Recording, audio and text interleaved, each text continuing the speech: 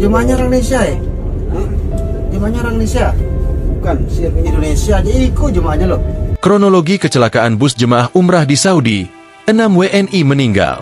Bus jemaah umrah yang ditumpangi warga negara Indonesia, WNI, mengalami kecelakaan di Arab Saudi, Kamis, 20 Maret 2025. Akibat kecelakaan tersebut, 20 WNI yang menjadi penumpang bus menjadi korban, 6 diantaranya meninggal dunia.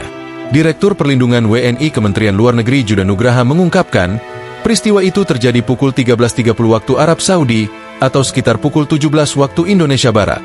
Kecelakaan itu terjadi di wilayah Wadi Kudait, jalan dari Madinah menuju kota Mekah yang berjarak 150 km dari kota Jeddah.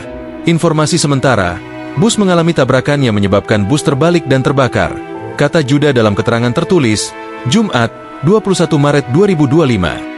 Total WNI jamaah umrah menjadi korban dalam kecelakaan adalah 20 orang.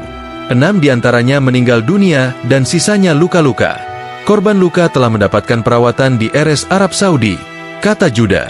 Setelah mendapatkan informasi tersebut, Judah mengatakan, Kedutaan Besar RI di Jeddah langsung berkoordinasi dengan otoritas setempat, termasuk rumah sakit tempat para korban dirawat. Selain itu, Kemenlu RI juga langsung berkoordinasi dengan Kementerian Agama RI dan agensi umrah yang memberangkatkan para jemaah. Koordinasi untuk mendapatkan data lengkap para WNI dan keluarga di Indonesia. Kemenlu juga telah memberitahukan peristiwa ini kepada pihak keluarga, imbuh Judah.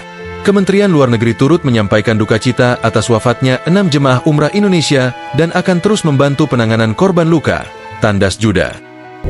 Jemaahnya orang Indonesia ya? Jemaahnya orang Indonesia?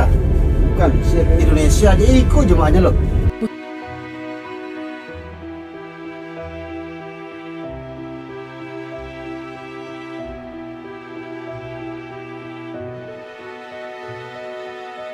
Download Tribun X sekarang, menghadirkan lokal menjadi Indonesia.